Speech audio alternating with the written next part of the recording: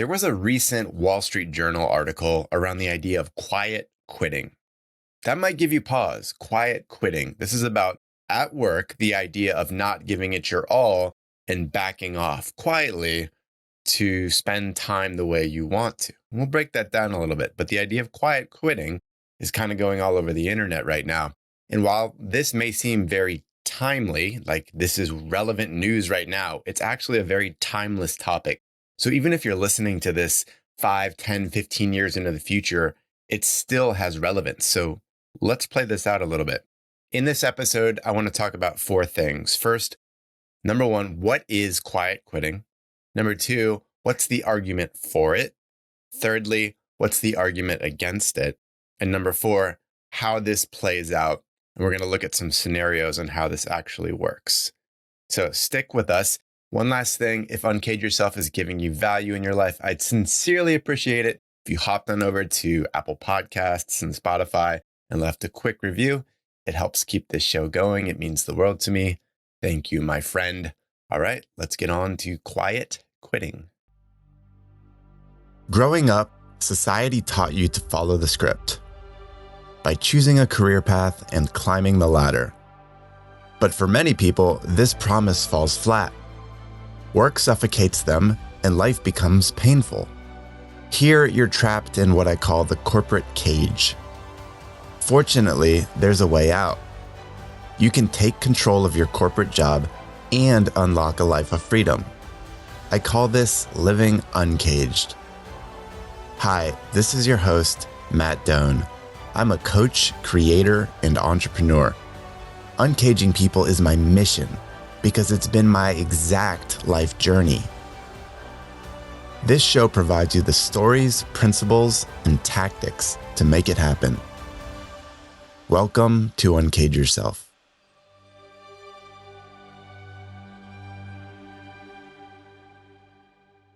All right, let's talk about quiet quitting. We're going to cover 4 things in this episode: what it is, the argument for it, the argument against it, and how it'll play out in real life through some scenarios. All right, let's get into it. So first, what is quiet quitting? Now, first, the terminology itself lends itself to harsh reactions. People say, quitting is bad in the workforce. We can't do that. Just hold your horses a little bit. It's a little bit poorly labeled, but we'll break it down. What it really means is that it's not about quitting or being lazy at work. It's about taking a very careful stand for yourself, holding true to the life you want to live, fixating on the essential outcomes in your 9-to-5 job and ensuring your health. That's the intent. It's not about lazily stepping back and be like, I don't want to work. I just want to collect a paycheck. I just want to be lazy. It's not that. So don't take it that way. It's not quitting in the sense that you're just leaving your teammates or your employer high and dry. It's not that at all. Understand the intent, okay? So we'll pull through it as we go here, but quiet quitting has harsh reactions. I get it. It lends people to say either I'm for it or I'm against it. But let's look at the nuance, because everything is about nuance in life. So that's what we got, what it was. Quiet quitting. Second piece then, let's talk about the argument for it.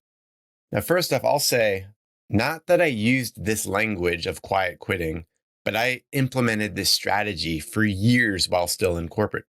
Many of you know I was in the very demanding field of management consulting for 15 years. The first 10 years, I was all in, climbing the ladder, crushing it, giving everything of myself to it. And I paid dearly in my personal life and my health. I did. The last 5 years of my corporate journey, I really built a new strategy for myself and experimented with ways on how do I reclaim time and energy for myself? How do I still deliver great work in the job and be a good teammate and leader, but how do I do it on my own terms? That's the whole idea. And that's the argument for quiet quitting. It's not actual quitting. It's about setting boundaries within your work. It's about valuing your time and attention very carefully and not letting it just get sucked away from you just because that's what other people are doing. Just because there's 10 meetings in a day doesn't mean you need to go to all 10 just because everyone else is. It's a very dangerous thing to just try to get participation points at work and feel like you have to fall in line the same way as everyone else. So quiet quitting is a revolt against that, a quiet one at that, where you're valuing your time. You're saying to yourself, or maybe even saying to your colleagues, I'm done at 5. I don't work on weekends. I only check my emails between these hours. You're still finding ways to be a valuable employee, but you're doing the right things. You're valuing your health first, the life you want to live. And then within those boundaries, you're trying to be the best employee you can be, but you're not trying to get participation points. So don't let the quitting phrase really get to you. At the end of the day, smart people that are implementing this well, thoughtfully and not recklessly, they're making sure that they are a healthy person so that they in turn can be a healthy worker. That's the benefits. A company wants their people to be healthy individuals. And if they are, they have a better chance of being healthy workers. You've got to prioritize the individual first. And that's what the quiet quitting movement is all about. Okay, that was the argument for it, where you're really protecting your time. And I'll say Gen Z has been the primary focus in the news as far as people that are implementing this, but I see it all the time in the millennial generation too. I see it probably in older generations too, if you really dug. But there is a lot of important values coming to life in the new workforce. And the way corporate employment works right now is going to change drastically in the future. This is just the beginning of a tidal wave on more power going to the individual. That's why I love so much of what I see from Gen Z is they value their mental health and well-being. They still want to do really great work and contribute to missions, but they want to make sure that they're living a fulfilled life because they only get one, just like all of us. We just get one life. So go after it with all you have, okay? Third point, here's the argument against quiet quitting. You'll see a lot of things out there which say quiet quitting is, hey, if we allow it to happen, we're glamorizing mediocrity or we're accepting laziness and apathy from the workforce. And people are out there just to stick it to the man and rebel against corporate overlords because there's some sort of wrongness that the employer is doing to the employee. And they'll say, again, these people that are against quiet quitting, that if we're quitting like this, we aren't challenging ourselves and we're not growing new muscles. And that's fair, right? Like if we opt out a little bit at work and we aren't giving 100% or 200% of whatever you want to call it, if you're not pushing yourself above and beyond, then sure, maybe you're missing out on some opportunity to grow some new skill or get a new opportunity or get promoted faster. There's certainly cons to not giving everything you have to work. You aren't getting new opportunities in certain ways. Okay, fine. The argument that those against quiet quitting would say is if we don't train like elite athletes, we can't be elite athletes. But this assumes everyone wants to be an elite athlete, when the great majority of the workforce in a work context here do not want to be elite athletes at work. They want to do good work. They want to feel good there. They want to collect good compensation, support their family, find a little bit of meaning, hopefully some purpose, but they're not trying to give their lives to it. They're not there to be Tom Brady for 25 years, giving everything they have on the field until they can't step forward anymore. It's not that. We're not trying to be elite athletes, okay? So I would look at it and say, if you push back against quiet quitting, we're saying we're not allowing people to actually be adults and make their own life choices. And the reality is only you and I and everyone know our life situation. We have to make the smart choices for ourselves. Should we be giving 200%, however statistically impossible that is, at work? Should we be giving 200%? Maybe it's worthwhile for some period of time while you get a foothold earlier in your 20s. Maybe that's the right thing to do. It's what I did. The outcome wasn't 100% great, but it gave me some value, right? But you have to know your life situation. You have to know the season you're in. The circumstances in your life vary from person to person. So you need to ask yourself, should I be training like an elite athlete at work, or should I quiet quit a little bit? Okay. So that was the argument for, the argument against it. Again, everything is about nuance. There's some gray area, the space between, that we all need to really consider. So that brings me to the fourth part today. I want to talk about how this quiet quitting might play out through two different scenarios. So let's go through them. Scenario one, I'm going to talk about a person named Alex. Scenario 2, a person named Drew, very fictitious. And I just want to say this is very highly generalized. Hopefully you see yourself amongst one of these two people and you can learn something from it, but it's just a hypothetical situation. You can see how it plays out. So scenario 1, Alex. Alex is thinking about quiet quitting. Alex is in their mid-20s, single, pretty junior, right? Being mid-20s, out of school for a few years. But it's been a hard, demanding career, and they're facing a sense of burnout. It hit them in a few years like, oh, I can't stand this. Now, remember, someone in their mid-20s right now, Gen Z value system that says, I value my mental health. I value my time. This is what they grew up with, okay? So they say, I need to quiet quit. I need to reduce this pain in my life, this burnout. Call it work-life balance is what they want, whatever it is. I need less pain in my life. So Alex says, I'm going to quietly quit.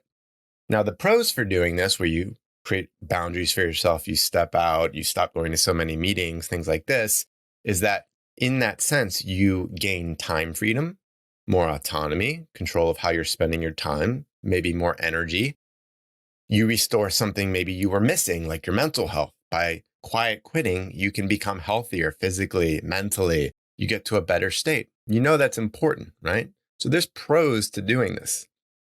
Now, some cons might be if you quietly quit in your mid-20s, while you only have a few years of experience and some credentials, this means possibly you might not get an early career foothold. You might not get the benefits of working for a decade in your 20s, building up a strong resume, lots of skills, a variety of opportunities, a variety of jobs. You don't get the understanding of what it's to move from individual contributor to manager to senior leader. Your financial situation might be a little bit variable and difficult, and your track record might look like to an outside employer that, well, they stopped participating early in their career. So there's cons to it, right? Like, but everyone has to make the decision for themselves. Alex needs to say, is it worth for me to quiet quit? Long term or short term, what am I trying to do here? So there's different pros, cons that we have to consider. Scenario 2 is Drew. Drew is in a different stage of life. Drew, they're in their late 30s. Okay. They've had a successful career thus far. They've been a high performer, lots of promotions, good compensation. They make a good salary, bonus, these sorts of things. Drew is also married. They have 2 kids, a mortgage. So a lot of life responsibilities, pretty common for how things evolve as a mid-career professional. But over time, Drew has started to see that climbing the ladder on this one particular path is starting to lose its luster. They start feeling this pull to be with their family, to spend time on hobbies or travel or building a side business based on their passions. And they don't feel like they have the capacity to do it. So they're asking questions like, how much more life am I willing to sacrifice by just giving my all to work? So Drew's asking themselves, should I quietly quit? Now, there's certain pros to this where you reclaim time and energy and you're with your family, and you know that giving that time is something you'll never regret because it's so important. Your 80-year-old self will always value that you spent time with your children and loved ones and these sorts of things. You maybe even create space for igniting new income streams, a side business, exploring entrepreneurship, self-development, spending time in other online communities where you can meet new people. There's all sorts of room that you create for yourself an opportunity by quietly quitting, by doing less at work. Again, we're still doing good work, but it's on the essential things only. Okay. Then there's the cons, right? If we start to pull back at work, we have that fear in our mind that, oh, others are going to bypass us. What if I become stagnant? What if I become irrelevant? What if I start coasting a little bit and people notice? So those are real cons that go through our head too. I mean, there's other ones as well. I would say, though, keep in mind, we're all humans, so we are all focused on ourselves. We think everyone's watching us, but in psychology, you can look to the spotlight effect. And while we think all the spotlights are shining on us, no, we're all just paying attention to ourselves. So use that to your advantage. People aren't obsessing over you. So you can, I'd say, successfully reduce the amount of time and energy you're giving at work. You can quiet quit to an extent and regain some important space in your life to pursue other things, whether for yourself, your family, or financial reasons that mean a lot to you. So that's Alex, that's Drew, two different scenarios. You could see how the pros and cons play out a little bit. And again, you need to judge for yourself. If this situation applies to you, first off, like if work is great, awesome. Just keep having fun. But if work sucks, one of these scenarios might really apply to you. And you might need to consider what quiet quitting can mean to you. I'd also say that there's a more thorough set of strategies to explore. I talk about this all the time in this uncaged framework that I help to deliver to my coaching clients and to my cohort-based course. There's a more robust set of tools and strategies, both mindset and skill set that you can employ to become more in control of your work situation so that you can live the life you want to live, because that's the most important point. We want to live the life we want to live and ask ourselves, how does my career enable that? Maybe quiet quitting, or whatever term you use, is a way to get there. Okay. So stepping back, I'd say, we worked through 4 things today. We defined quiet quitting, hopefully in a more neutral sense. We talked about the argument for it, the argument against it, and then we went through 2 scenarios on how this might play out in someone's life. Now, I'll leave you with these points.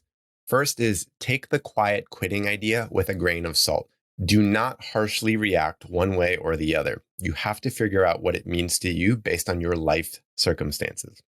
As you know, I'm not someone that says you must leave corporate. Corporate can be great. It doesn't need to suck. You can make your 9-to-5 experience work for you, and you can find joy and fulfillment, and it can be lucrative at the same time.